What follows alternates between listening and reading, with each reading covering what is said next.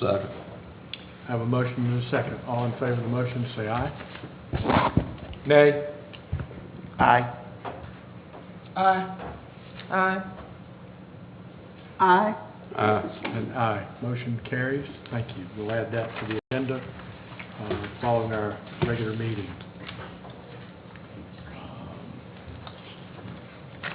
I'm looking for Shamar Ballard. Is he here? I don't think he is. We had two essay winners who wrote essays for the Martin Luther King Day, and we were hoping to honor them tonight, but we'll postpone them until they can come. One was sick, and the other isn't here, so we'll postpone that to a further event. We're real proud of our young people and are glad that they can participate. We want to recognize their accomplishments as they occur. And to that extent, I'd like to invite and recognize Troop 17, who's here, working on the citizenship in the community and citizenship in the, I guess just community, for their government piece and all of that. We're glad that you all could join us for this council meeting. Now I'd like to ask for the introduction of Mr. Philip Page.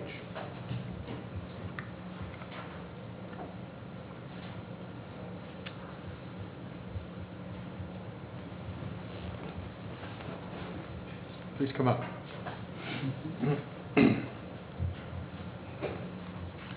Good evening, everyone.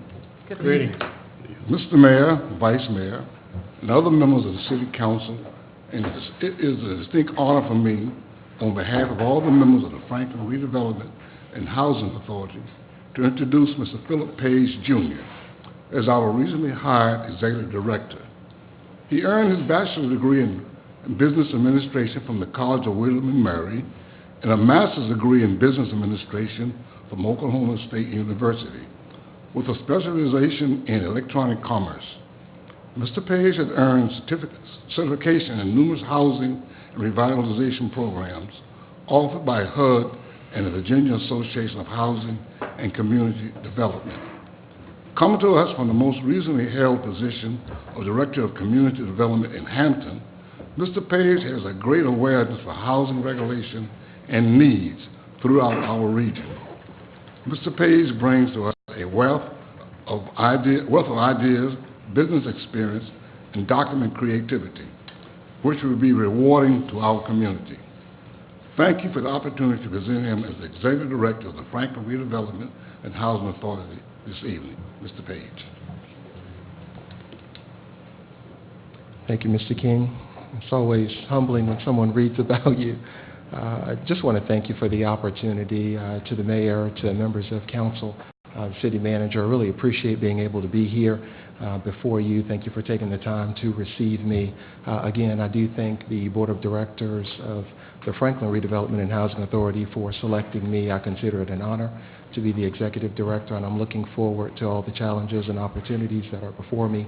I've had the opportunity to meet some of you.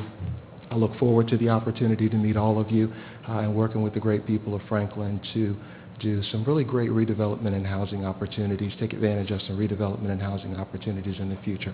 Thank you very much. Thank you, Mr. Page, for taking the job and coming to Franklin.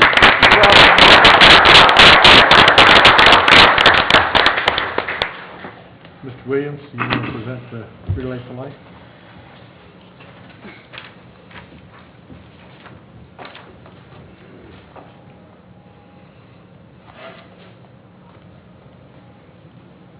Thank you, Mr. Mayor, members of council.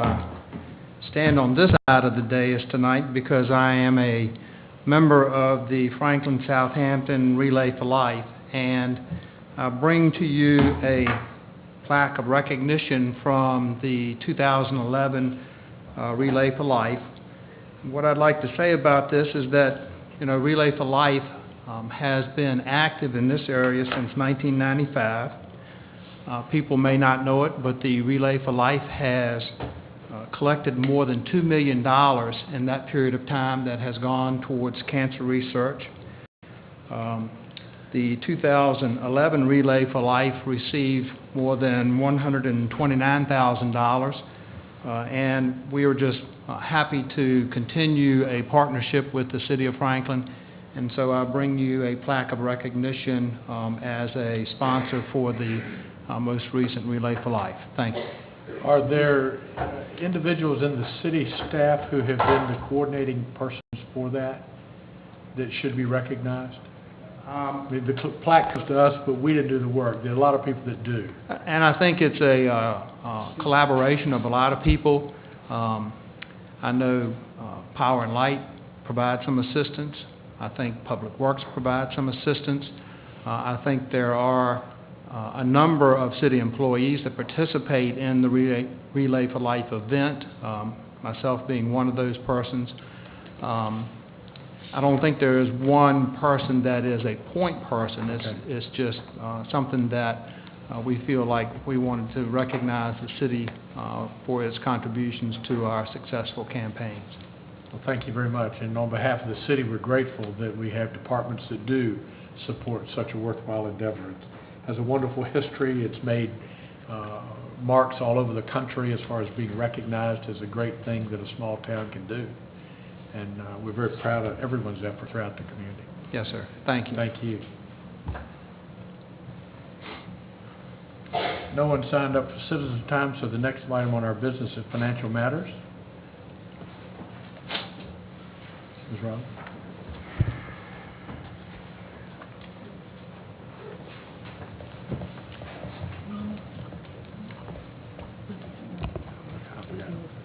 Skip right over. I'll go back again. Good evening, Mayor, Council, Vice Mayor Johnson, all other council members, Ms. Fleming, Mr. Taylor, and good evening to all assembled.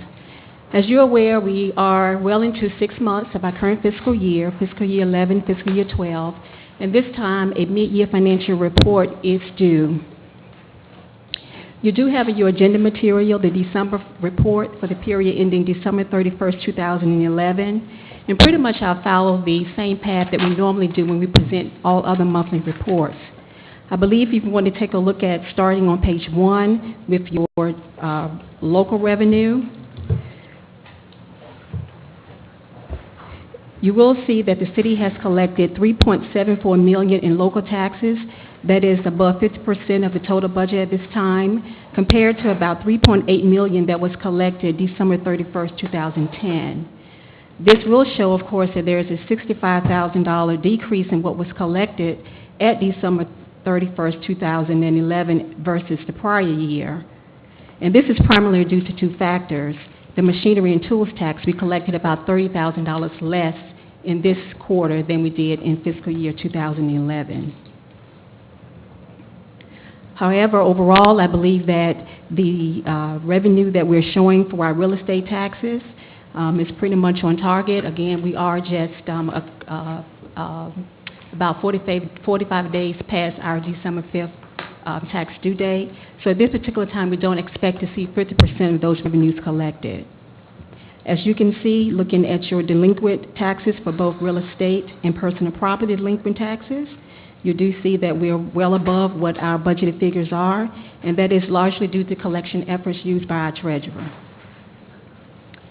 And other local taxes, which primarily consists of our local sales and use tax, consumer utility, business license, communication taxes, and of course our cigarette, restaurant, meals taxes, and our lodging taxes, the amount collected at fiscal year 2012 mid-year is $1.72 million compared to $1.693 million collected at the same period last year.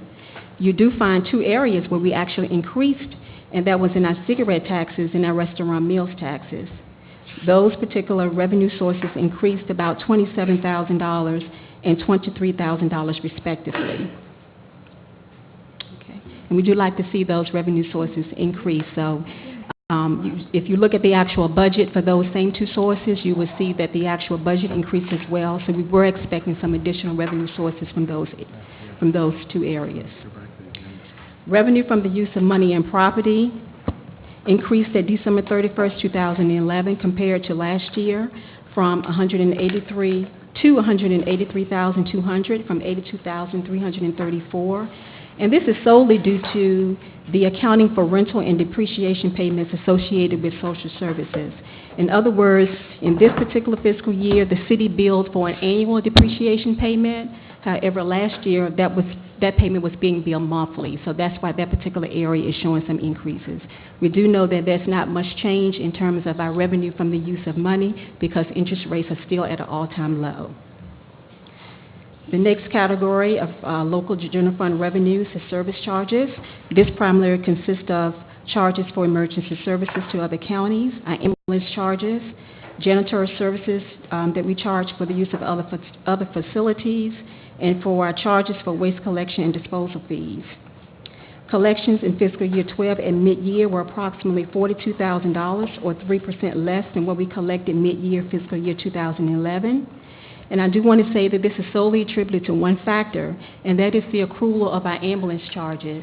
And last year, we accrued the payment that we received, in this year, we accrued the payment that we received in July to the prior year accounting period because it was for the prior year services. This was our first time in this particular year accruing ambulance charges, as that is the proper accounting procedure. Okay. We've already talked about the variance in our revenue sharing to Isle of Wight in previous presentations. Just for public purposes, we made Council aware that this was due to us providing a consistent method of accounting for the payment in the current fiscal year as consistent with Isle of Wight County.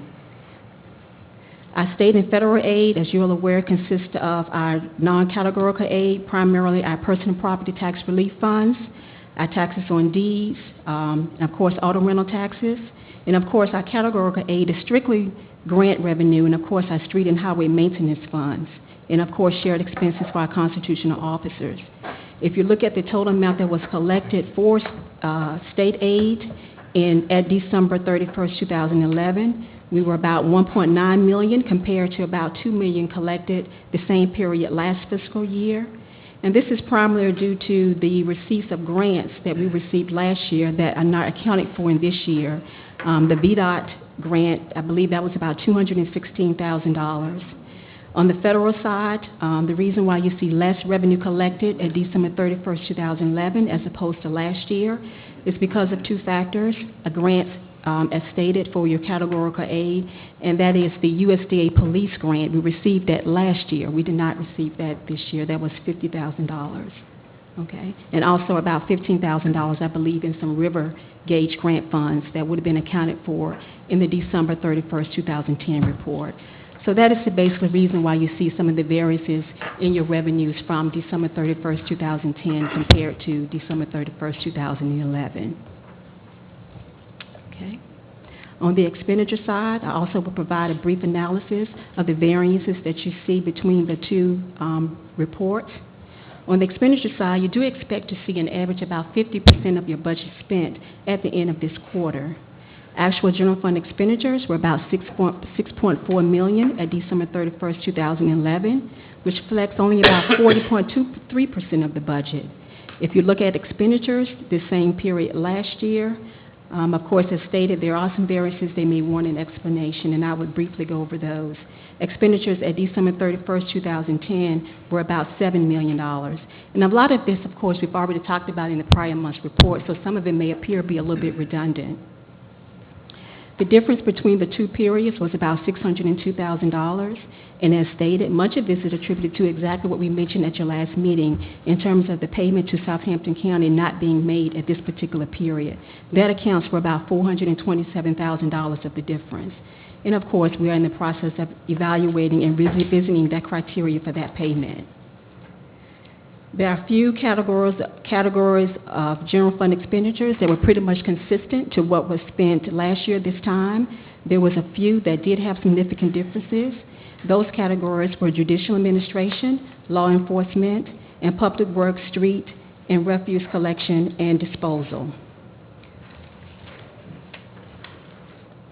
And looking at judicial administration, which comprises elections, courts, and sheriff, the total expenditures for that particular category for December 31st, 2011 were $594,000 compared to about $304,000 last year this time, for a variance of about $290,000. And the primary reason for this particular variance, this year we experienced about $95,000 more for inmate cost.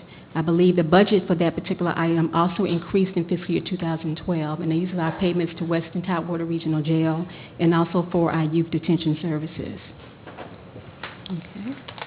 Also, some of the increase this year is attributed to our expenditures for joint operations. These payments were not made until January of this year. In December 2010, those payments had been made, and those payments were about $188,000. So that is the reason why you see such a large variance between those two particular years. Okay. The next category was law enforcement. Expenditures for the police department were about $145,000 less this time, primarily associated with two factors. Number one, vehicle acquisitions. At the December 31st, 2011 report, the city had not yet paid for the vehicles acquired as they had did in the fiscal year 11. And of course, salaries also reflect just a little bit less at December 31st, 2011 than the prior fiscal year due to some vacancies that had not yet been filled through this period. I mentioned that Public Works was the third category that reflected some significant variances. One of them is related to the street improvement projects. I believe this was also mentioned at your prior meeting. They were $451,000 at December 31st, 2010. However, even though funds have been appropriated in the current budget for that, those funds have not been expended at this time. So that is the reason why you see that huge variance between last year and this year at the end of the second quarter. And of course, those funds are reserved for paving, repairs, and overlay projects in the fiscal year. If you look at your Public Works refuse collection and disposal category, you will see about a 20% variance, about $116,000 difference between the two periods. And this is primarily due to, of course, the capital lease payments for the new garbage truck in the current fiscal year. That concludes the analysis for the general fund. If you want to look at page 4, which is the water and sewer fund, just a short revenue and expenditure analysis for that fund. It shows that the revenue from sale of water, and I believe this was asked at your last meeting, does show that that's a slight decrease this year as opposed to last year. Revenues did decline about $35,000 from the same period. If you go back and look at the history of water sales for the city, you can see they have been somewhat decreasing over the past couple of years. And this is largely due to equipment that has been put in place to detect leaks, of course, which means that there's less water going through the meters.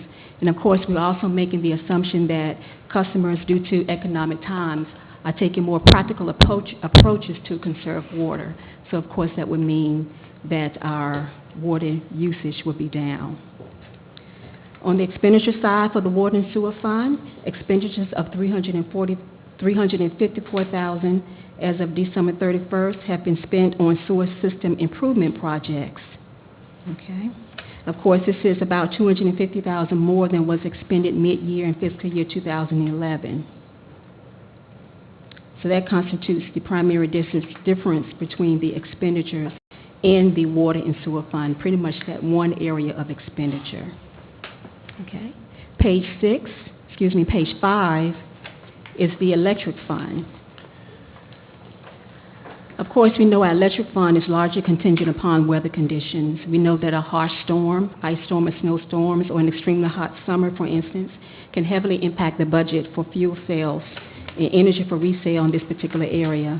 We do not try to conduct a side-by-side comparison for the electric fund because of this particular reason. So the only data that you pretty much can compare from one period to the next when you're looking at your electric fund is your operating expenses like salaries and so forth. But you cannot really do a true comparison because of those particular conditions. I believe a review of the electric fund probably at the third quarter will provide the city with a more accurate picture of where we believe the electric fund will be at the end of fiscal year 2012. Okay. The airport fund, page 6. If you would note, the fuel sales were $69,000 at December 31st, 2011, and this is pretty consistent with sales revenue at the same period, 2010. Of course, this represents only about 39% of the budget for fuel sales for the airport fund. Just a note there, we do expect that even though $178,000 was budgeted, I do not anticipate that that amount will be collected in fiscal year 12 for fuel sales. Last year, collections were about $116,000. Other revenues for the airport fund consist primarily of airport rental fees, and I believe that is also in sync with prior year collections at December 30th. On the expenditure side for the airport fund, Excuse me. yes. Ms. Rollins, could you go back and refresh me on the other revenues?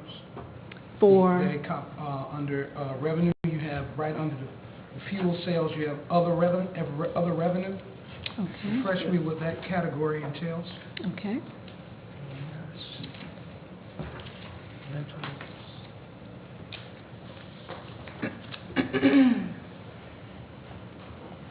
Okay, that is primarily consists of airport rental fees, hangar fees. I'm sure there's one that I'm missing, but that's pretty much rental fees for the airport. Okay. All right. As mentioned, on the expenditure side for the airport fund, it reflects an increase from 35% from $109,000 at December 31st, 2010 to about $147,000 at December 2011. And this is attributed to the purchase of jet fuels in the current fiscal year. If you recall, the city was without its jet fuel truck for a large part of the fiscal year, about 9 months. So, of course, we did not have any sales in that area. According to the airport manager, we do expect those sales to start picking up. And, of course, with the repurposing of the international paper, he does see a lot of corporate traffic coming in, so sales are picking up for jet fuel sales. Okay. And I guess if you don't have any additional questions, I guess to do a brief summary. Staff, of course, will continue to monitor our revenues and expenditures as we do each month. I don't see at this particular time that there would be any huge variances between what the city has projected in fiscal year 2012 revenue-wise. In areas where we may foresee some shortages, we're hoping that some unexpected revenue or some areas like the delinquent tax collections, for an example, that will exceed the budget will, of course, mitigate any negative variances that we may see within our revenue. We do know that our budgets are open to the environment. We are in January. We do know that snowstorms and ice storms and so forth can certainly weigh heavily on a budget. And if things kind of hold steady where they are, we do expect, again, our revenues and expenditures to be in line with what has been projected thus far this year. Okay. Any questions? I have a few questions. Okay. I didn't want to interrupt your program, your presentation, so I waited. But if you'll go back to page 1, the two categories that I'm most concerned about, that while we're in line with collections for the prior year local sales and use tax, and the other one is the restaurant meals tax, we're in line with what we collected last year, and we budgeted the same amount, but we're only at 31% of the year's revenue. Any projection or anything that leads you to believe that we're going to make up 60% in the next 6 months? Okay. Actually 70%, because we're at 31% on one and 37% on the other. Are we going to have a shortfall in those? Because those are two pretty big areas. That's right. And those figures can be a little bit misleading at December 31st because those fall behind. So that really only reflects about 4 months of collections. Okay, because we don't, since we are accruing it forward in the correct accounting period, we probably only have 4 months shown in that total because we haven't received a entire 6 months yet. So that can be a little bit misleading. You understand what I'm saying in terms of what the actual shown? It's not 6 months worth of actual collection shown here. Well, if you're doing it on accrual base, though, wouldn't you still should have 6 months? Or do you? We have, and this is at the end of December, so most likely the November payment has not yet been posted here. And I can certainly follow up and check on that, but in looking at it, it did not appear that we had 6 months actually posted as of December 31st, 2010. And I do understand what you're saying in terms of the accrual basis, how it sort of kind of still follows the circle, and you still should have those months actually shown. But again, looking at the actual detail, there were not 6 months posted as of this particular Well, that period. makes me feel a little bit better. Okay. And percent of total appears to be consistent from prior year to this year as well, not just dollar amount, but the percent of total. Right, So that gives kind of credence to what she's saying. I guess what you're thinking that we were on accrual base, that you're not looking at payments, you're looking at what's actually been earned, and I would have expected them to be there, but that's okay. Well, as long as we're at the end of the year, you think we're going to be in pretty good shape. That's my That's biggest right. concern, because Right. those would be pretty hard nuts to crack if we had to go back and do something. I do agree the delinquent tax collections are, I'm glad to see that coming along. Thanks to the treasurer for putting forth that effort. Okay. I think the only other question I had, on the airport, Mm-hmm. I missed what you said. We have 69,000 in fuel sales, and our operating expenses are 147,000. And you said something about fuel sales were down because we didn't have a fuel truck. Can you go over that one more time for me? Sure. Okay.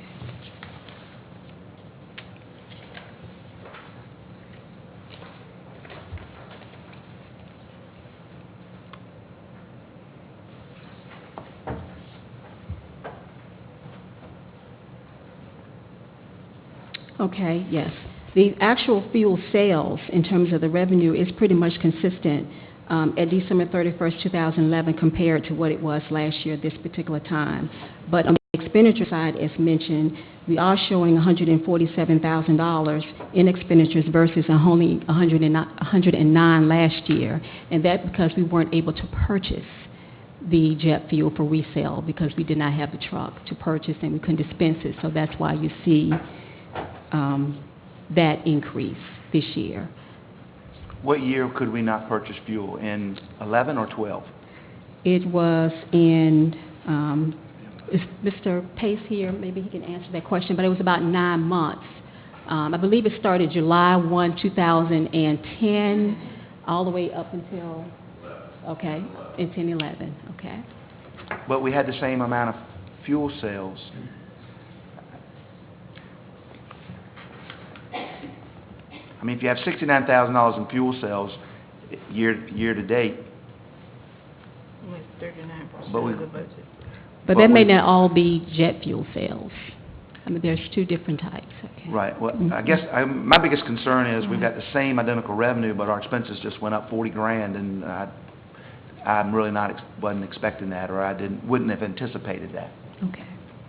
And I will certainly take a second look at that. If there's anything different, I'd be more than happy to come back to council with that explanation. Okay.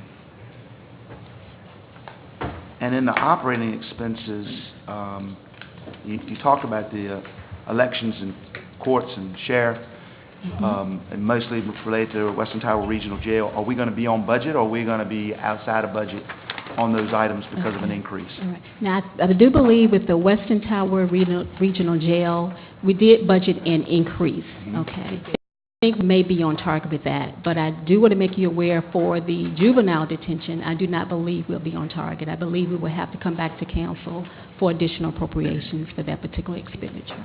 Just a refresher, does this include the Commonwealth attorneys? That we had a big increase that we found out, I think it was a Commonwealth, at the end of the year in his office. Is that in this, underneath of this title? Yes, that is the payment for joint operations, yes. Right, and I think he had a big increase that we weren't expecting. That's true. And we went ahead and we paid that. We authorized it and paid it. And I think we were going to try to get that information ahead of time, the next time. I think a part of the fluctuation that you see there is also, it's an area that we don't have any control over. Whatever they decide has to be expended, but we have to expend. Also, the other item that you mentioned about the increased costs for the Western Tidewater Regional Jail, that should be on budget because we knew about it before we completed the budget. I can warn you at this time that as of tonight, there's probably going to be another increase next year for the Western Tidewater Regional Jail. They're in the preliminary stages of the budget, but there's about $100,000, is that right? Yes, that may again come to us for the Western Tidewater Regional Jail. Those are expenditures that we have little control over. The only control we have is the influence that your representatives can have at the board as the budget is adopted. And they have just started that process, and I have been to one meeting, we'll go to the second meeting, but that's it. You'll have to have someone else, so. Excuse me, Ms. Fleming. Explain to me, are those amounts set by someone, or is it dependent upon the usage? Well, it's a mixture of things, Councilman McLemore. The percentages that each locality is responsible for is based on a formula that was agreed upon when we went into the agreement to construct and operate a regional jail. And the percentage that at that time really was kind of population plus traditional trending of youth. We're one of the smaller participants of the three, so our percent is, my memory says 14 to 15%, and I think I'm accurate on that. Isle of Wight is next. Suffolk is by far the largest, and they have in high 40s, almost reaching 50%. That's how the percentages are set. The budget is really set by the Finance Committee's presentation and recommendation to the board. And the board, on the board, all entities are represented and all entities have an equal vote. They try to scrutinize it, but it depends on what's needed, conditions, and et cetera, and it gets approved by the board. And then once it's approved by the board, you do know about it, and the information is sent to each entity, but your ability to negotiate it is really almost nil, because So, it has from been my understanding, no, I haven't mean to interrupt. From my understanding, and for the constituents that may be viewing us, at what point is it determined by the amount of people that we incarcerate in the regional jail? In other words, if we had a miracle and we didn't have any arrests to send any people to the regional jail, how would that significantly impact, or would it impact, what we have to contribute? I'm trying to find a way to say this that is understandable. If the population of the jail goes down, then it does have some overall impact on the operating costs of the jail, but you would not see a direct one-to-one correlation or reduction in what we contribute to the jail, but it would be a reduced cost to operate the overall jail. But if Franklin's crime was significantly decreased for whatever reason, and we didn't have that many people incarcerated in the regional jail, but Suffolk and the other entity, third entity, they were really packing them in there, we would still incur the same basic cost that we would as if we had 150, 200 people incarcerated from Franklin.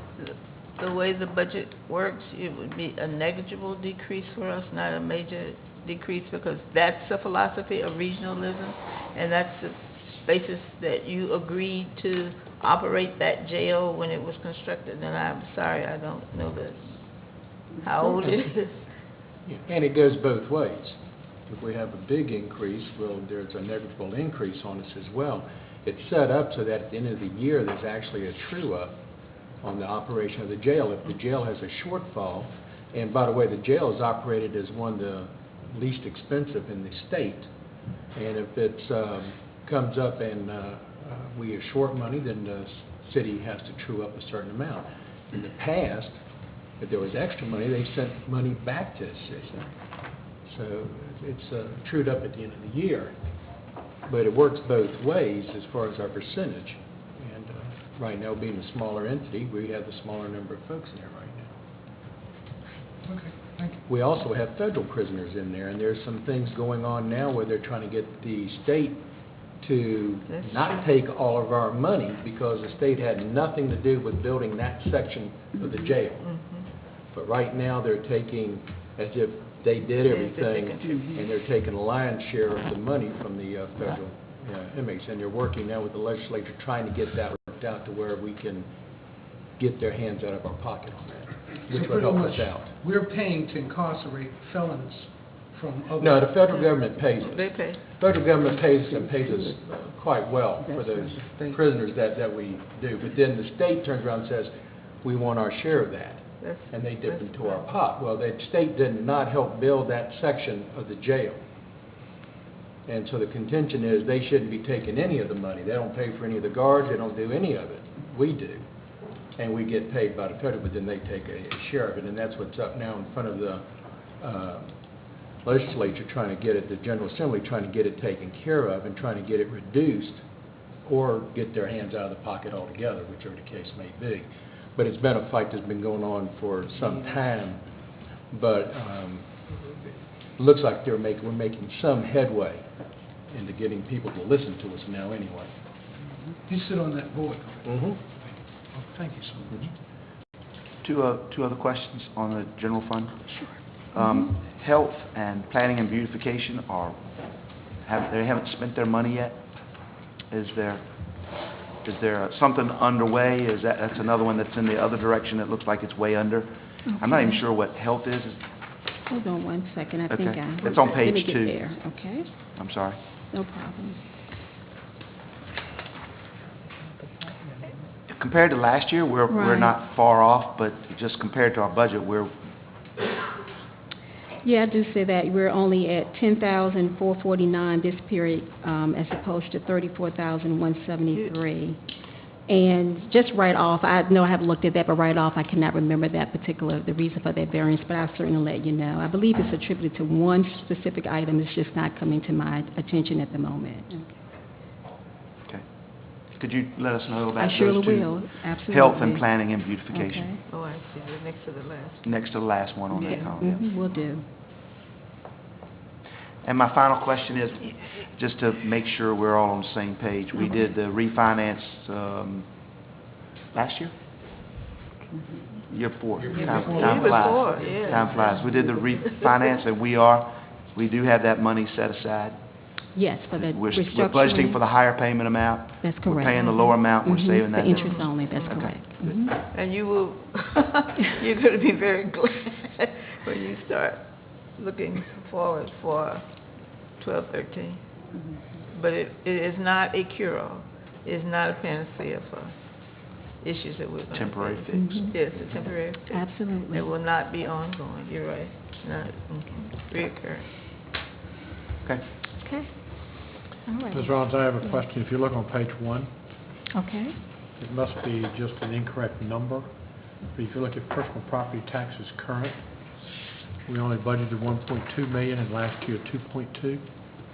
Yes, sir. It's, no, what you see in 2010, 2011 was the PPTRA money infused in that particular figure. And it was supposed to be in a state revenue source. So in fiscal year 2012, we moved that to the proper budgeted category in the state revenue source for PPTRA. So that's why you see that Where does budget that number show up? there. If you go to page 2, State aid. okay, and you look at the state aid, you can see the variances there as well. Okay.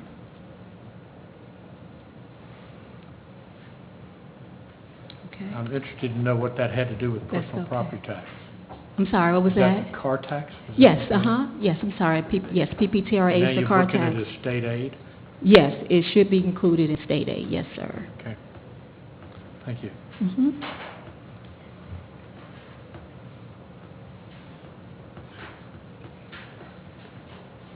We actually moved the receipts for that particular source, but we just did not move the budget from the report, okay?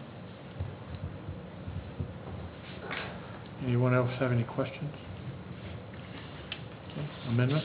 Okay. Yes, sir. Before you, council members, you have Budget Amendment 2016, which basically requires amending of certain grants associated with the Department of Housing and Community Development. Of course, the agency requires that localities reappropriate these funds each year. You do have before you a request to amend the Neighborhood Stabilization Program, which is a planning grant, by a small amount, $1,254. Fund number 281, which is the Incubator Project Grant, amend that budget by $125,944. And of course, the Neighborhood Stabilization Program Grant, Fund number 294, in the amount of $117,218. I have a question. Mr. Mayor. Yes, sir. Okay. On the $125,944 Yes, sir. grant to the incubator project, what kind of project is this? Fourth floor That is- build-out. Well, they haven't finished that. It is, I can answer that, and I certainly have some staff behind me who can also chime in if I miss something. However, yes, that project is completed. We're waiting on closeout from the Department of Housing and Community Development. Again, this is just a requirement from the state to have those funds reappropriated. Any expenditures that you see in the current year budget is for expenditures that have already taken place between July 1st and now. So again, even though a budget of $124,000 is being required for amendment, the city probably would not expend all that because the majority of work has done. We're just fulfilling a requirement from the State Department of Housing and Community Development.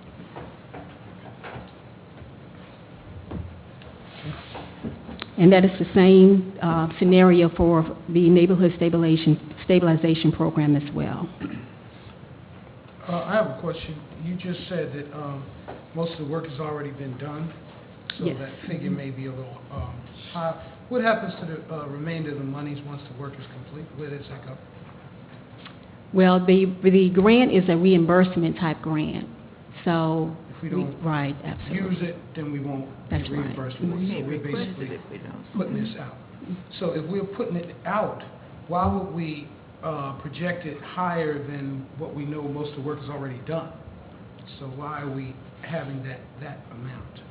Because again, when the state comes to do their actual financial review, they actually look at the total amount, and they do require, whatever you didn't spend in your previous years, they require those full amounts to be reappropriated until the project is actually being closed out.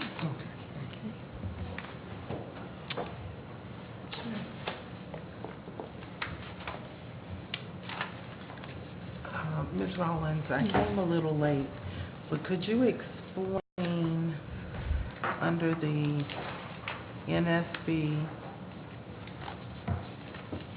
the two different items, and that they have different numbers? I'm looking for them. I'm sorry, Vice Mayor Johnson, I didn't hear you. I know I came in late, so. Fund 100 and Fund 294. Mhm. Did I miss that? What years, or what's the difference in the numbers? They're both attributed to the Neighborhood Stabilization Program.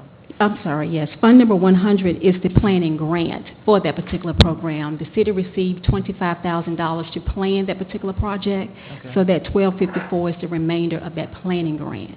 Okay. The actual fund number 294 represents the actual project itself. All right. Thank you. Mhm. Any other questions? Since we have others, may I have a motion to adopt this amendment, 2012-16? So Move to moved. adopt budget amendment 2012-16. Motion is second. Second. All in favor, say aye. Aye. Aye. Aye. Aye. And aye. Motion carries. Thank you. Okay, all righty. And Mayor, Council, may I, in financial matters, there's an item number D that's listed as far as questions from a prior meeting, if I can entertain those at this time before the presentation of the audit.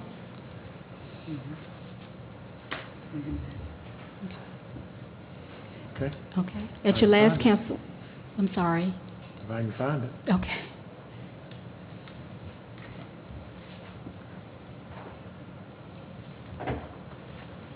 There it is.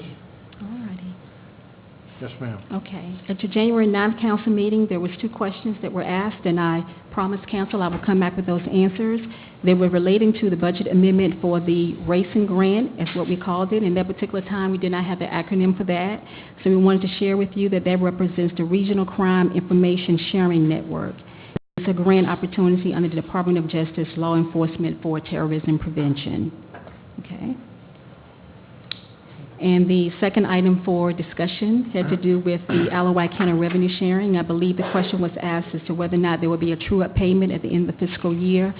And of course, I had to get on the phone with the Alawite County Director of Finance, and he did advise that the city should expect to receive a little bit more funds in revenue sharing for this particular fiscal year, but we're just not sure what that amount would be at this particular time.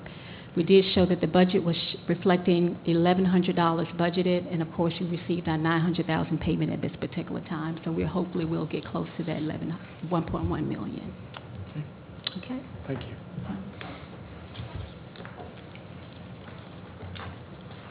Okay. Are you ready for a presentation of the audit? Yes, ma'am. Are you going to do 1C, or are you going to do that after the? 1C. May I ask what is 1C? That's the audit. Oh, the audit, yes. Oh, okay, okay. Yes, I can do that. I didn't know whether that was coming after you did the auditor gave his report, or what? What I basically do is have the representative from Robinson Farmer Cox to come up and present the audit, and if you have any questions regarding what was presented to you in terms of the management letter, I can certainly address that. Okay. All right. Before you this evening, you have David Hughes. He's with Robinson Farmer Cox and Associates. He's been with the firm over 20 years, and he brings, of course, a plethora of auditing experience, and I hope he doesn't mind me saying that he certainly has a passion for assisting localities in providing the best financial report that the city can possibly produce, and I certainly appreciated his help throughout this process. And without further ado, David Hughes, Robinson Farmer Cox and Associates. Welcome. Thank you. Good evening, Mr. Mayor and members of the council. It's my pleasure to be here this evening and to have the opportunity to work with such a fine staff, not only in the finance department, the treasurer's office, commissioner's office, school board, city manager's office, and utility billing. In fact, your staff works very hard for you. The utility billing supervisor, I saw her leaving after 6:30 this evening, so you have a good working group of folks here at the City of Franklin. And it's my privilege to be able to work with such hardworking individuals that want to do a good job. And anyway, I want to present the report to you, and it is a comprehensive annual financial report. Unfortunately, the numbers are 6 months old, and I'm just going to give a brief narrative overview of the report and highlight you to certain information that you may want to look at. Our role as your auditor is to issue opinions, reports on your financial statements, and we have 3 of those within this document. The independent auditor's report is on pages 1 and 2 on the basic financial statements. Back in the compliance section is a report on internal control over the general audit matters, and then there's a report on single audit with Circular A-133. All 3 of those reports are unqualified. That means it's the cleanest opinion that we can provide you with. There are no findings or issues, reporting deficiencies or weaknesses in internal control, so that's always a good thing. As part of the report itself, you do have 4 sections of the report. You have an introductory section, financial section, statistical section, and compliance section. Within the introductory section, there is a letter of transmittal that's located on pages Roman numeral 11 through 14. You may want to just review that letter sometime. Within the financial sections on pages 3 through 14, it's management's discussion and analysis letter, and I do want to emphasize that, if you do have the time at least to read through that letter, it gives you a brief overview of the financial statements themselves, rather than go through the whole 160 pages of information. I do want to briefly mention your balance sheet of governmental funds, which is on Exhibit 3 on page 25. And that is, again, your position in your governmental funds. Your general fund is your main operating fund of the city. Then on Exhibit 4 on page 26 is a summary of financial information of the governmental funds. Excuse me, page 27, Exhibit 5. As you can see, overall in total, net change in fund balances with all your governmental funds was a slight decrease of $6,265. So it was almost, despite all these adjustments for accruals and whatnot, you almost broke even on it as far as that goes. Your on Exhibit 8 and 9 is your proprietary funds. You have the water and sewer fund, electric fund, and airport fund. And you can see on page 30 there was a net change in assets, a decrease of $725,396. However, most of that is due to your transfers out to other funds. Page 31, Exhibit 9, is your statement of cash flows, and the overall results are, pretty good. You had a net increase in cash, and it's always nice to be able to monitor your cash balances, certainly in any fund and utilities as well. Within the notes to the financial statement, there are a lot of information there, but also on page 53 begins your long-term obligations, and this is a summary of your balances from July 1, 2010, and any increases, and then the balance that is due at June 30th for all the governmental activities and business-type activities, and as well as the school board. I did hear Ms. Rollins mention that we did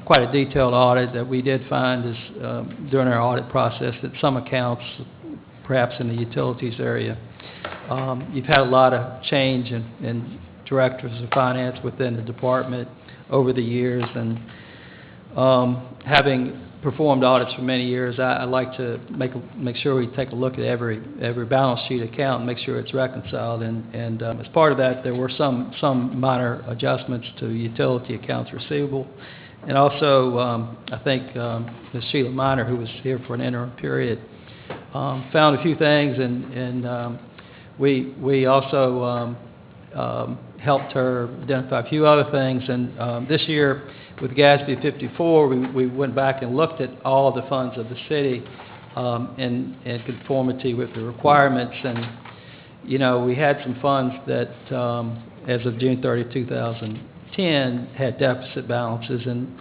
generally, it's not a good way to operate a fund. You want to have a fund that, is able to stand on its own and to account for its activities. And if you have to transfer monies from one fund to cover that particular activity, then that's a good thing to always do.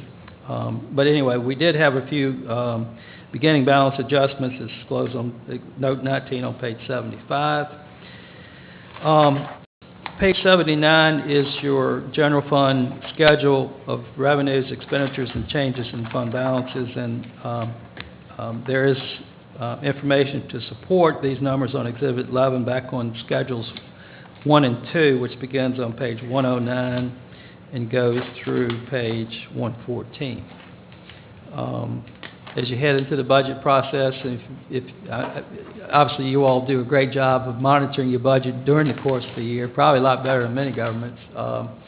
But this is your actual audit information, and I don't want to bore you to death with all these numbers, but anyway, this is a good schedule. The statistical section begins with page 115 and goes back through page 135, and probably the best way to look at these would go back to the table of contents and see what you have there. If you wanted to look at your property tax collections, which Table 5 on page 121 would be a good place to look. If you want to look at your assessments of the last 10 years, page 122 would be a good place to look. So there's a lot of good statistical information. Most of these tables back there for 10 years.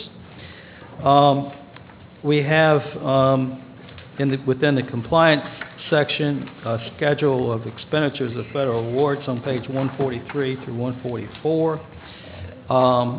And again, all of these federal programs have numerous requirements, and it's very hard for many governments to not have a finding with these funds, especially when you had the IRA funds that give you the money and then change the rules 3 months, 6 months later. So it makes it very difficult to adhere to all the requirements, especially when they keep changing them. We did have a few items that we reported to you in a management letter, and Ms. Rollins has provided you with a corrective action plan that looks very good. And with that, I'll conclude my presentation and be able to answer any questions you may have. I have one question. With your experience, from what Ms. Rollins says, you've been doing this for quite a while, and on a A to D scale, in your opinion, how did our city fare in this audit? Did we get an A, a B, a C? It's a tough question.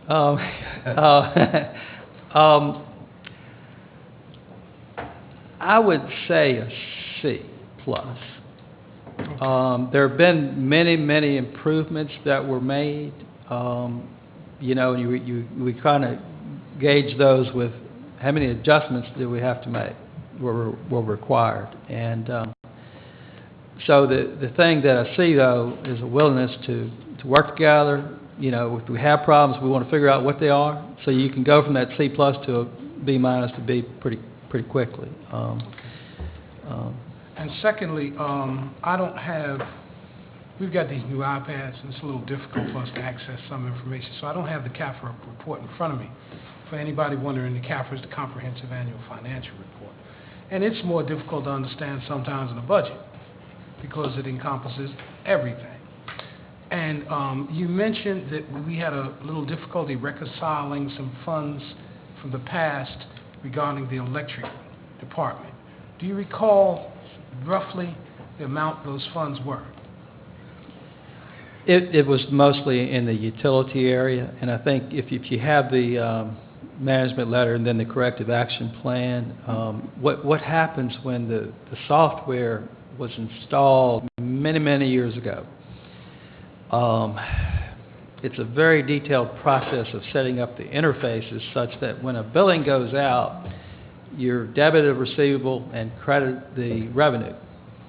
And at the end, if all the adjustments and payments and whatever's done to the account are recorded on the books and reconciled to this independent subsidiary ledger each month, then you wouldn't have, in an ideal world, the utilities would work out. Many governments, and I think this is the case here, is perhaps there are some interfaces that are not 100% set up in the system. Okay, so a figure. We were off maybe by a couple $1,000 or a couple $100,000. It was within materiality, the adjustments that were. I don't, because there are different funds. There's electric. There's the water and sewer fund. Then there's some utility tax in the general fund. So there was a lot of different variables. Okay. So some were plus increases and others were minus decreases. Okay. So they're all kind of netted within materiality. Had it been larger, then you would have seen a restatement, perhaps. What are the ramifications? I'm sorry, go ahead. I'm just curious what the ramifications are of somebody not doing their statement of economic interest. I noticed on here the ramifications. I think the attorney had, as part of the corrective action on that. And by that, I mean, each year, we're supposed to, everybody on city council or on the board are supposed to put in their economic interest. I don't know who didn't do it. But I'm sure there's got to be some type of ramification if you don't do it. I have seen some localities have some very strict requirements.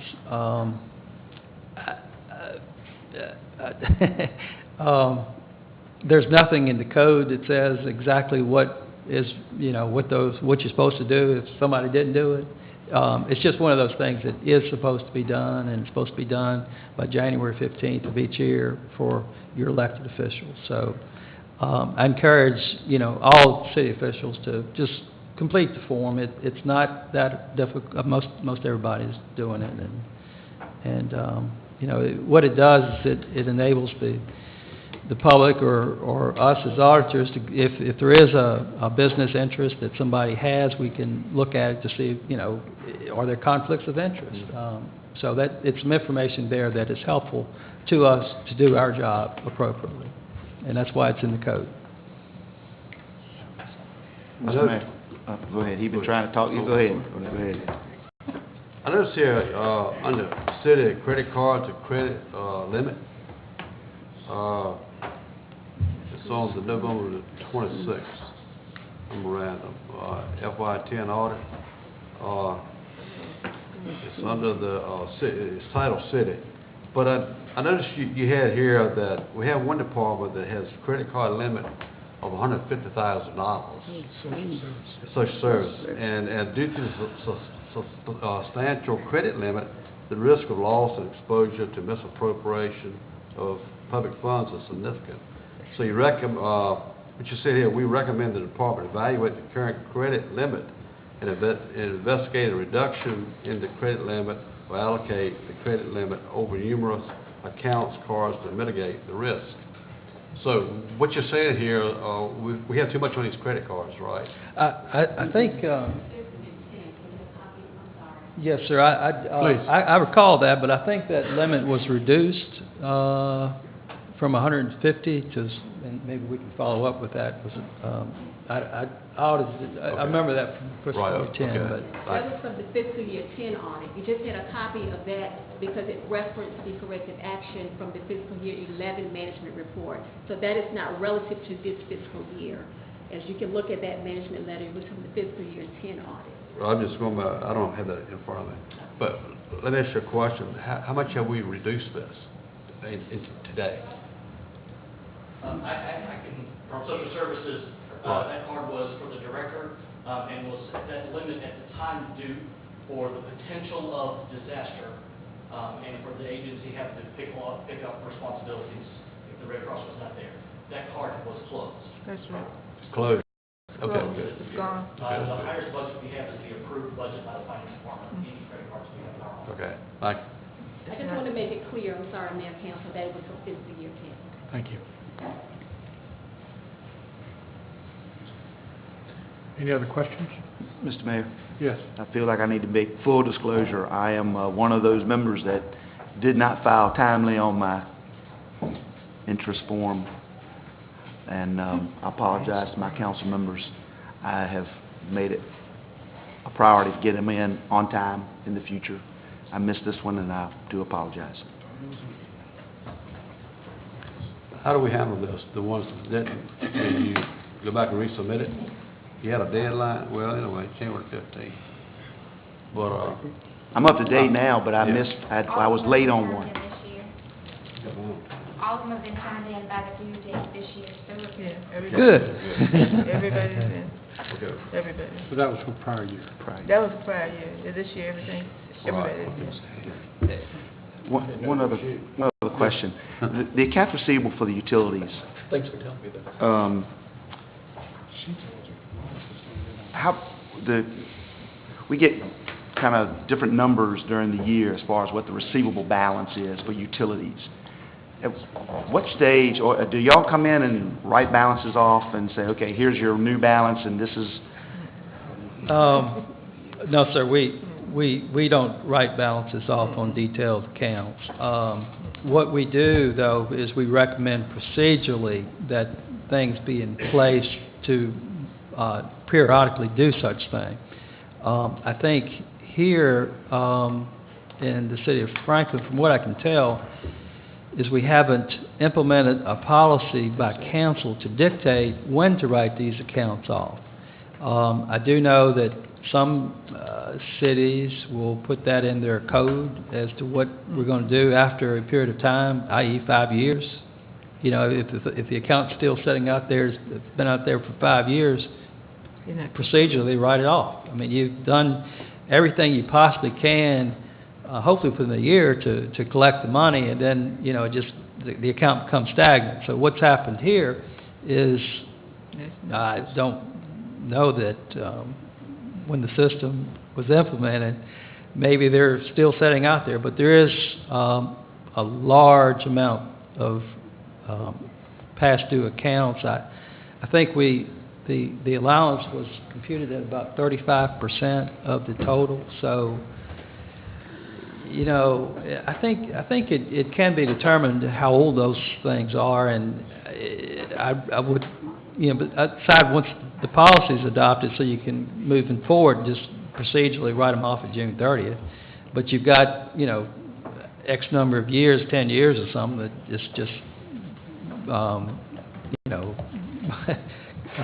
setting out It just takes a policy of us, Well, and we can... let me just jump in here. It is an issue you should be concerned about for a number of reasons. It's just not a good business practice to continue to carry things which realistically you cannot collect. One of the impacts of doing that is that you have an inflated feeling of what you really have, because you're counting in money owed you, which you are not going to get. But everything that he said is correct. There is no policy in place. The council hasn't set a policy, so they just hang out there. However, we are looking at it at the current time. A group of staff, the treasurer, the finance director, the attorney, are all looking at that now, and they will be coming to you. And I can't make a commitment. I don't think it would be right as to when you'll hear from them, but it is something we're aware of. It does need to be changed. I know they've had several meetings. We're working on it, and you will be getting something to change that. It's not a good way to do business. It is not against any code or regulation the way we're doing it, but it's not realistic. It's the way I look at it, and we've talked about that. Well, in item 3, it says that corrective action will be recommended at the second meeting in February. That's the target. That's the target.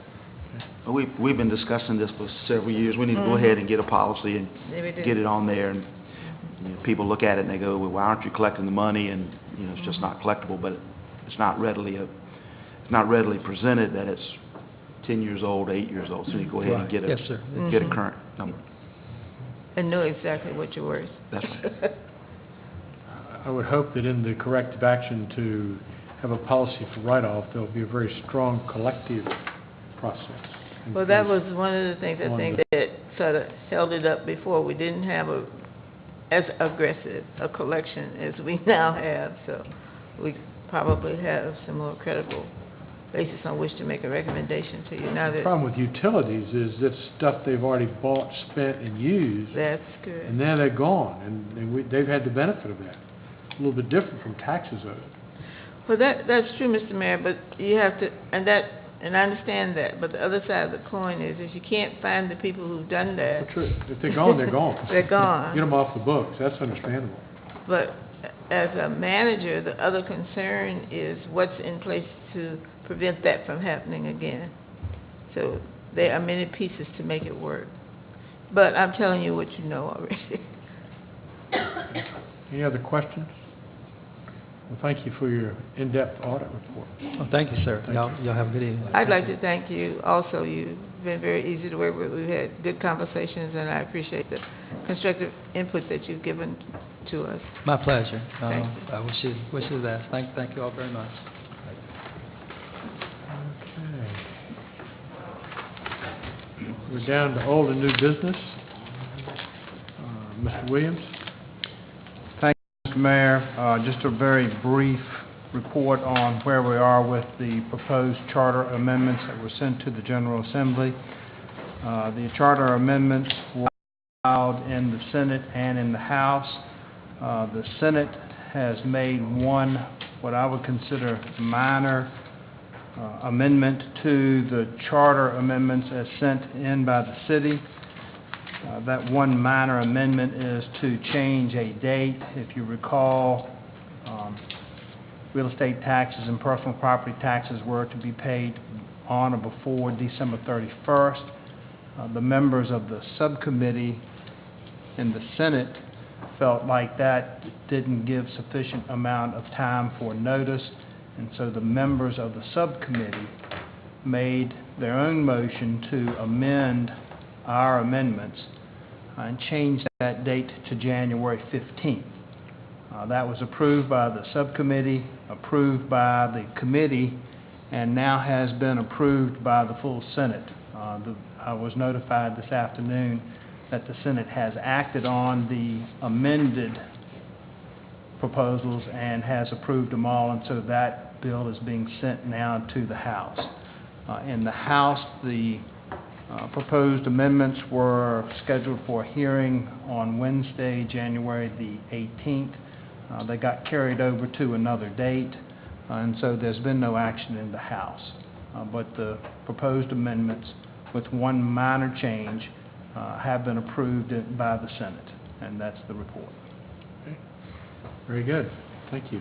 Mr. Mayor, before we leave that subject, in the interest of monitoring what is going on in the House and the Senate, I'd like to ask permission to use the city vehicle to attend the next hearings at the House or Senate level that they let us know in time for, if the council members don't have a problem with that.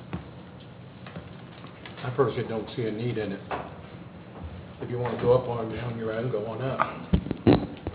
Well, as I explained to Mr. Williams for your behalf, and second of all, I may don't need to explain it if we can get a consensus that it's all right for me to be able to use the city vehicle. Or do you require explanation? I'd like to hear an explanation, because at this point would not be in favor of it either. Okay, explanation is very simple. Even though we had a vote of 5-2, many of my constituents who were in opposition of the charter changes asked me to see if the legislation at the state level would consider amending it, because they are a non-biased party and they can look at things from a neutral perspective, and to at least plead on their behalf that they would reconsider some of these changes. And as their representative, I feel as though that's my obligation and responsibility to represent them. I support and will support the decision of this council. However, until that decision is finalized by our state General Assembly, I think that there's still room to work on behalf of the citizens and our constituents who may not have agreed and who are hoping that a neutral body, that is the approving body, might see some room for amendments the same way the Senate saw room for an amendment. So I don't think that it's personal business. I think it's on behalf of my constituents that I represent. So therefore, I would see it as city business. And if there's no problem with the availability of a vehicle, I don't see why we would nitpick about a council member or council members using a city vehicle to keep abreast and represent their constituents at the General Assembly.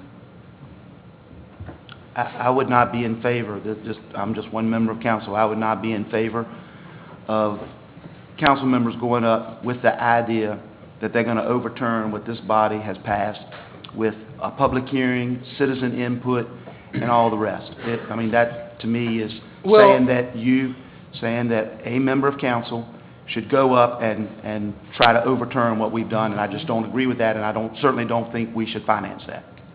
And I agree with Councilman Burgess. I've talked to several people in my ward, and all of them that I've talked to about this, and it's been several, about 60, and they're all in favor of it. And they want to know when it's going into effect. So I don't see the purpose of anybody going up. If you want to go up as an individual citizen, you get in your car and you can go up. If your constituents are that strongly to it, they can write letters. But I do not think that you're going up or council members going up to overturn what we have gone through. What have you gone? Excuse me. The proper agenda items and did it properly, and this body has passed it by a 5-2 vote. I think that it would be wrong for you to go up and represent anything other than that. Well, excuse me. All right, I got my thoughts on this also. I was a nay vote on this because I'm not against making amendments to the charter, but it's the way we did it. And when I ran for council, I want to say it like this. I ran for transparency, open government, and being honest with the people, and I don't see this. So what it all boils down to, I asked for a referendum to let all people be heard. You got 850 people approximately living in the city of Franklin, but I don't think it's right to take a handful of people that write up this amendment to the charter and then get you locked in votes on council, and believe me, that's what it is. Face it, that's what it is. And I disagree with it. And if I went to the General Assembly last Wednesday, and I was going to voice my opinion on a referendum, I think all people had the right to voice their vote on this, not just a handful that dictates to the city of Franklin the laws and bylaws that they want on their agenda. And that's the way it is. And believe me, if I know, I will be going back to the General Assembly, and I will voice my opinion on this, because if I'm not going to represent the people that elected me in the proper manner, then I don't need to be sitting up here. And I'm open on this, and I think I'm right on this, and I know I'm doing the right thing. So that's my opinion on it. And believe me, my car can drive to Richmond. Don't think it can't. Good. And unless the other council members object, the question was, can we use a city vehicle? I don't see why this could be construed as anything besides city business. It's not for personal use. It's not for personal gain. It is a matter of this is city business, whether we agree on an issue or not. It doesn't negate the fact that it's city business. Now, if we want to go back to nitpicking, like you can't use the office and you can't drive the vehicle, fine. And I can drive my car, and the other constituents can do so also.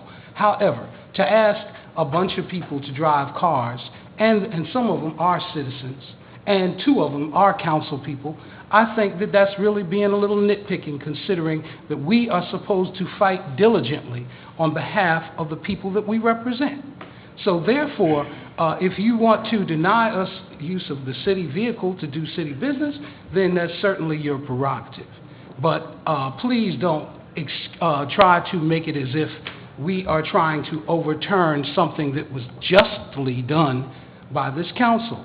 And if it is justly done, then I have no doubt that the distinguished people of the General Assembly will pass this.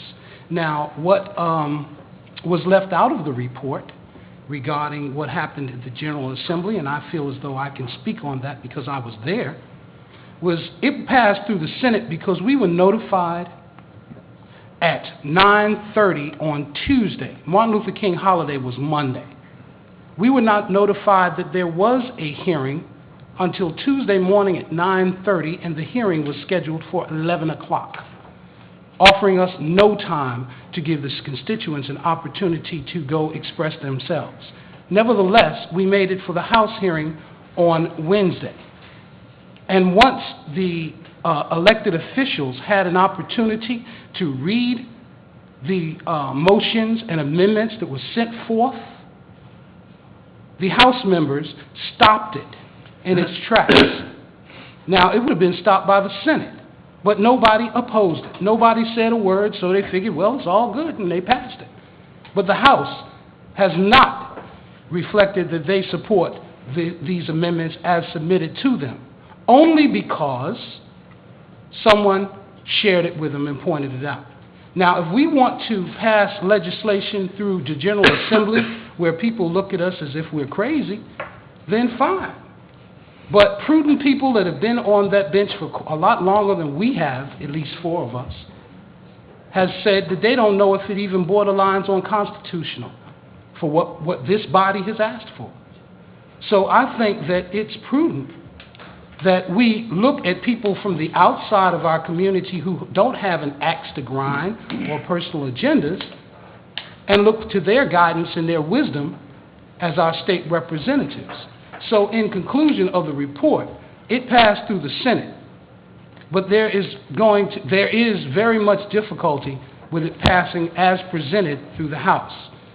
And I've been informed that the Delegate Morris is recommending several amendments to what we sent up. And it was not on Councilman Bly or my behalf that he read through the bill and made the recommendations. Now, we will be going in closed session to discuss some other matters that I don't want to bring up on the dais. But as far as allowing us to go up there, no problem. My car drives fine. I got 2 of them. So. Great. I'd like to add to that.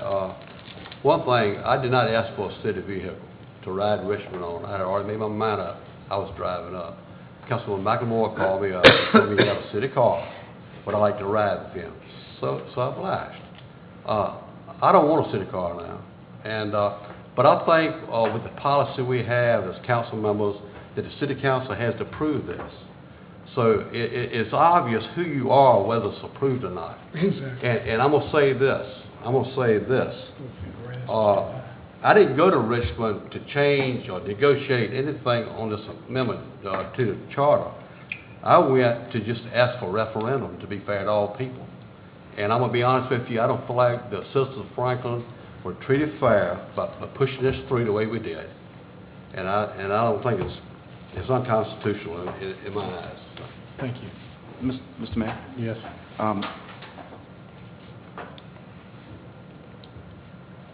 I just really have a problem when people throw around terms that just aren't true. To the letter of the law, please hear me.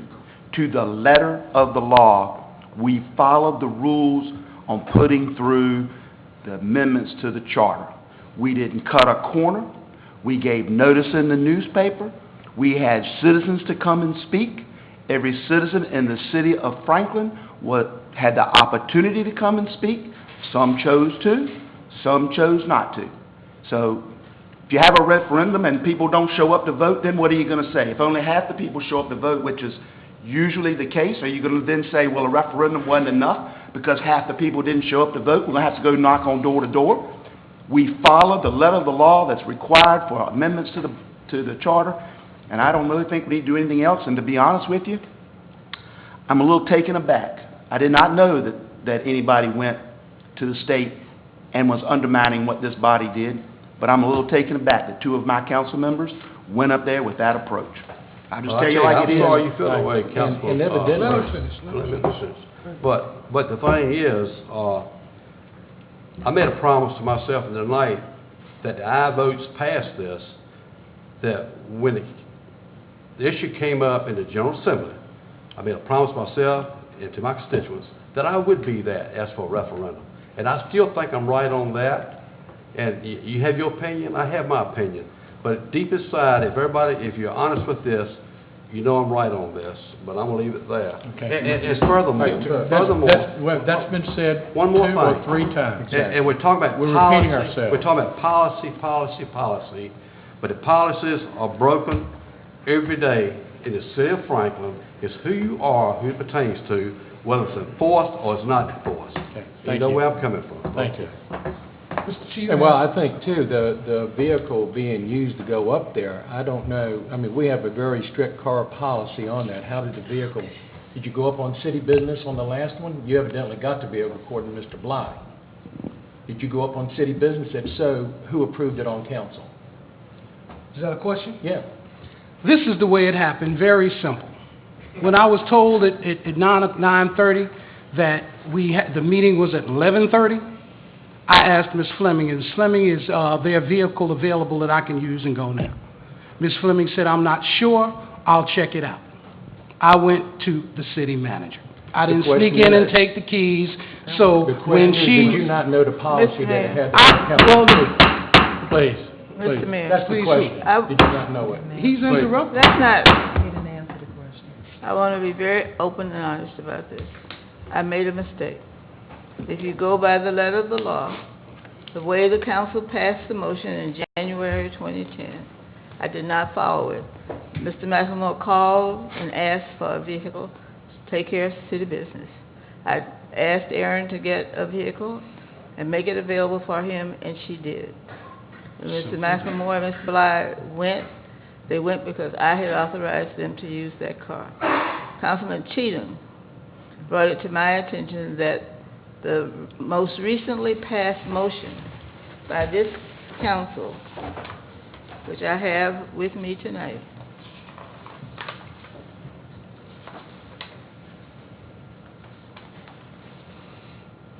says as follows, that the use of a city vehicle, except if you are representing the council at an assigned committee or what have you, you have to get special permission. That was passed on a motion made by Mr. Cheatham, seconded by Mr. Burgess, saying the availability and use of city vehicles is for use only for city business. And I am afraid that I stopped my reading of it there. It further says, the only approved city business by city council is to travel directly to and directly from approved committees assigned to. Any other use for city business must be pre-approved by city council, and the only exception is that the council member assigned to represent the city in state matters would be the mayor, and the only other individual that he has representing in his place would be the vice mayor, and that would be by exception to this rule. And it passed on a 5-2 vote. So the strict interpretation of this rule is that they should not have had that vehicle. I did give it to them. I have discussed it with them, apologized to both of them, that I put them in this position and told them that to use it again for that same purpose, they must get the council's approval. Ms. Fleming, Mr. McLemore put me in this position because he had the car. He asked me if I'd ride. The thing of it is that Mr. McLemore had to go through this one time before in order to go to a conference on solar energy with the governor, of which the mayor called around to various people on council to get the approval of the majority. So it isn't that he did not know that that rule was in place. Mr. Mayor, I'd like to ask just one more thing, if you don't mind. I will respond to this. Mr. Burgess, I'll give you a chance. Mr. Burgess has the floor. I would ask the two members of council that are going to Richmond, I'm not on the car, I'm on the going to Richmond, to reflect. There was a measure that we could have added to the charter changes. We did not add them. And that was to make them emergency legislation and to go in and which would have made them effective immediately upon the signing of the governor. We did not put those in. I have no intention of doing that. But I asked you to reflect. If you'd have come to the meeting tonight and heard that I had gone to Richmond to try to influence the General Assembly to do that, what would you be thinking right now? And I don't think it would be a very good thought of what you would be, what you'd be thinking of me. I would think you're doing the right thing. Okay? Okay. He answered, and as far as I'm concerned, what would I do? Just a moment. Can I have the floor, Mr. Mayor? You may have it in a minute. Okay. Mr. You're McLemore? not adhering to our rules. This is the same councilman that made this objection and sent that email that made a comment about my grass is too high. Every time I try to do something on behalf of the citizens and the people see this, I'm cut down. This was not for personal gain for me. It was city business on behalf of my constituents. As far as it going behind this council, I have never gave one iota to the fact that I agreed with these charter changes, the rushing through from one council meeting to the next council meeting to a public hearing to the General Assembly. I have never supported the way that we've done this. And for you to think that I would not go to the powers that are above us to rectify this situation, it's like when I went to the Attorney General when you tried to say I had a conflict of interest. So I will pursue on behalf of my constituents every avenue available to see that they're not taken advantage of. And these charter changes do take advantage of our authority to be able to represent our citizens. Thank you.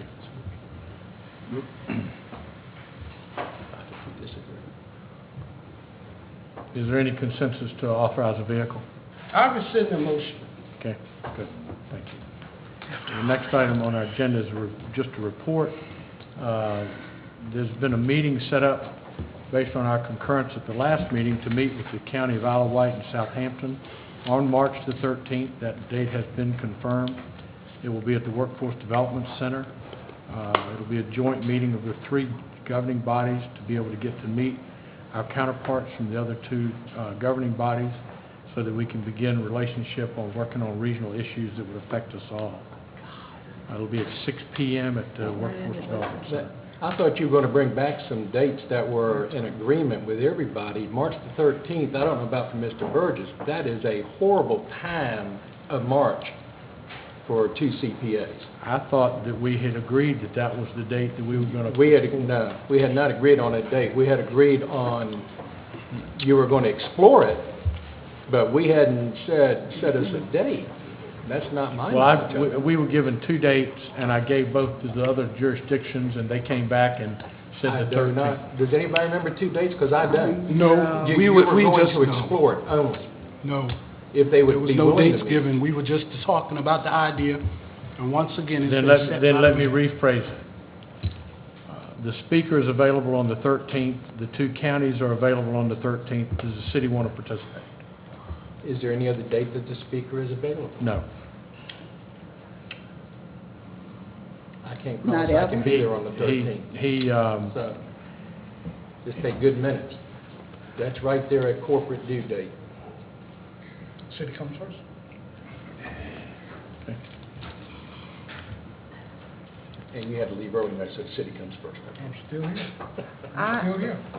I would say that we go through the process as it was stated, that we find out the dates that we're available and go through it properly, because it does interfere with what we're trying to do. We're trying to have all of the boards present, and it's known that the CPA men, that's tax season, so we have in the past, out of courtesy to them, not scheduled anything that was not mandatory. Well, I propose that we leave it. Are there no dates given? No. I propose. No, you were going to say that you were going to explore it. You never said this date and this date, to my knowledge. I did not. Because if you had said the 13th, I'd have said something then. I think we said that they was requested to do it in the month of March, because I know that that's what the other counties... Sometime in March. Yes. And I went out to get the dates, and I presented it to the speaker and to the two counties, and they said that the 13th was good. I'm bringing that back to you. If you all don't agree to the 13th... Excuse me, Mr. Mayor. I'll go back. After Vice Mayor Johnson had spoke, I began to speak, and then you and Mr. Cheatham wouldn't allow me to complete my sentence. I propose that we leave it to the county administrators and our city manager to find out what date is good for all three, and then run it by the individual bodies to see if we can all come on the date. But for one of our body to do it, I don't think that's right. If somebody's going to represent us, I think it should be our city manager and not necessarily you, Mr. Mayor. And in old and new business, that is the way it states. It says that Mr. Council has a speaker he would like to arrange to be present and ask the city manager to coordinate a date for the meeting in March, and that's in our minutes. And that's what I did beyond getting a date from the speaker. I think Ms. Fleming went out to the, maybe Is everybody stupid, or you just said something totally different from what she said? You set a date, not the city manager. I've told you the date that the speaker's available, and I was asked to see if the board members from the other two entities could would either of those dates be convenient for them, and that's what I did. Either of, What dates were given? 13th and 15th were given to me, because those are the dates that the speaker was available. I didn't go out and just say, give me a date. I told them those are the dates the speaker was available. And then I brought, my purpose is to bring that back to you tonight as a report. That's the date it's been chosen. Well, if I recall our discussion on this, the speaker was not our primary goal. The speaker was icing on the cake if we could have the speaker. The primary goal was so that we could, as a body, meet with Southampton Board of Supervisors and Idlewild Board of Supervisors. That is correct. That is the purpose.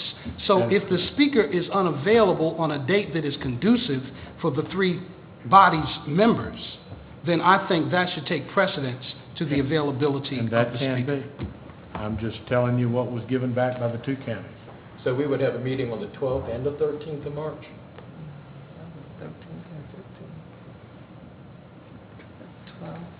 12th is the Monday, and 13th is the Tuesday.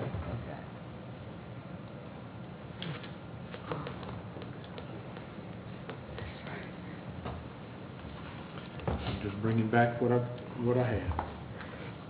While it's silent, You will recall that when you discussed this, I said, my only role will be to get the date. I have no involvement other than that because I won't be here. And you were And after that, I got the 2 dates from the mayor that when the speaker was available, I simply contacted the other entities to see if those dates would work for them. I did not ask them to suggest dates. That's not what I was asked to do. I hate to be a fly in the ointment, but you couldn't have asked. The 13th and 15th are the Worst date. 2 out of the 3 worst dates that could be for me, but Well, that's fine. We can go back and try to change it. I'm just bringing this back as a report to find out if it works. If it doesn't work or you don't want to do it, I can cancel it all. If we want to I schedule think it's a important better that we do it. Those 2 days are just absolutely terrible. It can be earlier in the month or right after the 15th. I think that would be more conducive to us. Would somebody like to give me some dates then? The first week or right after the 15th and the third week would be more conducive for me anyway. I'm not sure about Mr. Burgess. I think this is what I ran into the last time. I don't have a calendar in front of me with all my appointments on it, so I can't tell you tonight what dates will work. I'll be glad to email them to you tomorrow, if that'll help you. may I ask, Send it to Ms. Fleming. Okay. are we sharing the cost of this event, or? Let me repeat. I said my only involvement was with the date. I can tell you that this event is not in the budget if there is an expense. And There's no yes, there cost to will. it. The speaker's not charging. But we'll have to pay for the facility. Why? We have several facilities in our city, and I'm sure the other municipalities have several facilities within their jurisdiction. Why? We can meet at a high school, we can meet at the Martin Luther King Center. Mr. Councilman McMorro, you're faster than I am. Let me finish. The facility that I understood that the mayor was contemplating using has a charge. Now, all that other that you just said is correct. There are other places. Well, I think that that would be a decision by council and not necessarily the mayor's recommendation is etched in stone. So I don't think we should incur expense for this meeting or a divided expense between the 3 municipalities if we supply refreshments or something of that nature. That's fine. We split it 3 ways, but if I would be willing, if this body would support it, I would be willing to offer use of our recreation center or any of our facilities under our domain for it. And if they want to offer theirs, we just decide which place. But I don't think any municipality needs to incur an extra expense for us to get together and try to work together. But I do hope that regardless of whatever decisions are made, they will be made collectively by this body and not by any individual.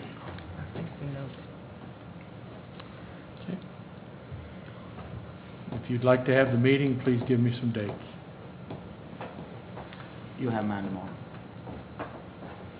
I want to be very clear about what you are expecting me to do. You're looking at the first week and then the The week after? first week or the All right, week I'll look at my after the calendar. 15th. Of what month? March. March is fine, it just, the 13th to the 15th is nonstop work. I understand. And can this all be delegated to the city manager? So Yes, therefore, absolutely. right, so the I'll mayor know is it's- out, give the phone I think number. that's been, You know, he said, give me the dates, and he'll follow up on it. I'm saying, Give them to the city manager. I said give the that a dates minute that the man is available to the city manager, and let her coordinate with the county administrator. Mr. Mayor, ago. Ma'am? I want to be very clear what you're delegating to the city manager. You're delegating the dates of setting up the entire meeting. They're two different things, because you're going to have a short transition here. And are you wanting me to set everything in place before the new manager comes? And then are you waiting for the new manager to come and then give him a month to set up a meeting? And what are your guidelines for the meeting? I'm not going to happily leave here and set up a meeting for you in addition to the date where I don't know your goals for the meeting. So if you want to take it from the mayor and pass it to me, I will accept it, but you're going to have to give me some goals and guidelines to do it. I'm not going to go out there and put it together out of clear cloth, because I've not given it any thought. What goals or guidelines is Dr. Collins? I need to know what kind of meeting you want, where you want to have it, what your budget is, what's the purpose of the meeting, how do you want it organized. I need to know all of that. The mayor had a plan. I don't. I'm willing to make one, but I have to hear from you what you want me to put in. And I don't think that's unfair. If you think I'm out of line, tell me. Ms. Fleming, Tell me now. If the mayor had a plan, let's go with it. Just get the dates straight. I think it's fair. That you're saying two different things, and if that's what you want, Ms. Mayor. that's doable. If the mayor will give me what his Well, plan come was. on, I'll go along with it. What didn't we? What's The that? expense? Yeah.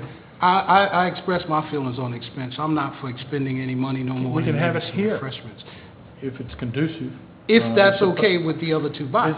Well, they're coming to Franklin, so it doesn't matter where they go. Now, when we originally discussed this, it came up basically as an idea of us being able to get together and share. So I thought it was going to be an informal situation. It is. So being the case, whatever, I don't think that we need to force them unless they would prefer to come here. Maybe we can go there. I think you're pushing. Whatever is easiest. That's why I was saying, if the two dates that the mayor has are the dates of this speaker. And that's the only thing, other than unless this council wants to make it a formal thing, I thought we already agreed that it was going to be informal. No. We did. No. People making a mountain out of a molehill. It's an opportunity to get together, get to know each other, have a social, have a presentation by a good speaker to talk about economic development, which is on everybody's mind, and then for us to be able to work together to see what items we want to put on an agenda that are common to us all to work on. Well, I think we need to do something. Very simple. Because we're going nowhere in the city of Franklin, period. And we need to do All right, something that's to get fine. us going. Okay. So if you'd like to have the meeting, that's what was started. If you want to give me other dates, we'll work on that. We can have it here. Mr. Williams and I talked about whether or not it needed to be a public meeting, and it does. So if the public wishes to come, which they may, it would be nice to have ample room for that. That was the reason for the Workforce Development Center. I think I can get it without cost, but I think we should be able to get it without cost. The only problem I Never have with the gotten whole it thing without is those dates were just, That's, And really that's hard for me. perfectly So fine. I'm fine. If we Well, can just move them one way or the other, I'll give you where it is. I'm good. I'm good. I don't need to change. We don't need to upset everything from my perspective. If there's any change to the first week or the third week in March, please let that be known to Ms. Fleming, and she can work out the dates. So it's just the dates that she's going to That's work right. out. Okay. I'll give it. And remember that. I'll give you my dates. Remember that. I'm remembering. Okay. Are we gonna talk about some more boards and committees and stuff? Is that time now? If I can find the agenda. Yes. Yeah. Boards We and never commissions. did do the minutes for the. I apologize. Ms. Fleming gave me a minute. Ray's team did that. Please excuse me. I skipped over that. The minutes of the January 9th meeting, are there any corrections or additions to those minutes? Move for adoption of the minutes. Second. I have a motion and a second. Any further discussion? All in favor say aye. Aye. Aye. Aye. And aye. Motion carries. Thank you. Boards and commissions? The first one is the, on Thursday night, and what time is that? That's good. 5:30. The Planning Commission is going to have a hearing to go over the IRIDE, and they're going to be making a presentation by the folks that they have had do the study, and it'd be open to everybody, and just come and hear what they've got to say about what their suggestions are, and these are only at this point in the time suggestions in planning stages. It'll be the first time I think the Planning Commission's heard it as a body. Also, on speaking of senior services, on Thursday morning at Greenbrier, I invite y'all to come to the Greenbrier Country Club. It'll be until about 11. It's their annual meeting, and all are invited. I've talked to a few people about it, but if y'all can make it, I need to know if you're coming or not, so I can let them know that you're going to be there. If you're going to invite them, we got to do a notice because it's going to be a meeting. If you're going to Okay. have more than two, I got to have a meeting We notice. need to have a I will not notice. be there, so you don't have to worry about me. We do need a notice. It's senior service, it's the annual meeting, and it's where they go over what they've done in the past, what they're doing in the future. There's awards and different things of that nature. And if you're gonna go, and you're not appointed to that body, and you wanna use the city car, you gotta get a vote here tonight. Because I'm not gonna I do not like making errors, the staff can tell you that, and I'm surely not gonna make I will another. be driving myself. Are you going? I need to go. Well, I thought you said you couldn't. I was going to be there because of everything. I will be there. I told them I will show up. Oh, okay. I'm going to try and go. Then I Are you won't going? go, if you're going. I was going because you said you couldn't go. Well, I really would prefer if y'all were there, but that's fine, either way you want to do it. The notice is easy to do. Right, the notice isn't bad. I'm not supposed to let that cat out of the bag, but I will. But I won't. But you know why I would like you to have you there. That's all. Well, If possible. I take exception, but we always seem to True. debate this point, but I don't think that's considered a meeting if there's no business that's being conducted. I concur with the mayor. But With all due respect to both of you, my point of view is, if you're going to have 3 council members there and you're going to discuss one iota of city business, the law requires that you give notice so that the public can attend. If y'all want to go, I can't stop you from going. I'm not going to be there. If the public, if we don't give notice, then the consequence is that you can be, you can find yourself before a judge in a civil hearing and be fined, and that's a personal fine. And so I'm always going to err on the side of giving notice, because if I don't have y'all covered with a notice, and somebody does appear before a judge and does get fined, y'all all going to look at me and say, Mr. Williams, why don't you pay the fine? I'm not going to pay that fine. It's not a big deal. Put the notice in the newspaper. Just put the notice in, that's all. it's an expense. They have to let us know ahead of time if they're coming. It's not an expense to go, it doesn't have to go in the newspaper. It just has to be a called meeting notice. Okay. We do call meeting notices all the time. I We don't can stick it up understand the on the reluctance front to door. do that. Stick it up. Stick it up. Yeah, not a problem. That's Thursday at 8 o'clock in the morning. Third day of, Thursday. 23rd. This coming Not Thursday. Thursday the that's the 12th. planning commission meeting. Pardon me? That's the planning commission meeting. No. No. That's also planning, but this is senior services It's at really Greenbrier. At 8 Senior in the morning. services. Two meetings Yeah, Right. on Thursday. same That day. is correct. This is Thank you. Thursday at 8 Now, would it be a.m. best to notice cover both? both? Yeah, I'm gonna notice both. Both. I'm gonna notice Any every day of the cars week. Do you want to going know once? that? They ain't gonna let nobody use them. Let's knock out the confusion. Senior You'll know. services, since they're going to have some breakfast, senior services has to know who's going to be there. Count on me. Okay, no cars. Don't go to me. So is anybody going? I can get up with them. I'm If you going. don't know- I plan on going. I'm not going to be able to. Y'all going to be there? Okay. I'll be there. So there'll be 4, I have a board, maybe 5. Mr. Mayor. Because I need to talk to the board. Any other? Any more board? Any more board report? Yeah, the jail. Jail. The jail met, and for the interim period, because of the votes that took place, I will be the vice chair till the end of the year, and then there'll be another election, Go through the rotation. right, through the rotation. Okay. Good. And- Congratulations. Thank you. As far as the jail is concerned, Antonio Parham is now deputy superintendent. And Right. Antonio is from Franklin. That's right. Jesse Artis' son. Good guy. And the jail is doing well. It's right on track. I I think think we've the already council discussed should that note pretty in that depth. with the appointment of Mr.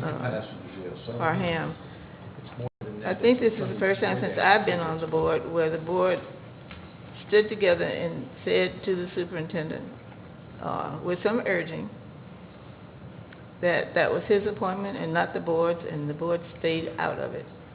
It had nothing to do with that appointment. That appointment was made solely by the superintendent. And it's the first time I think that has happened. And he interviewed several people, He did. and Mr. Parham got it on his merit, exactly. Good. Ben?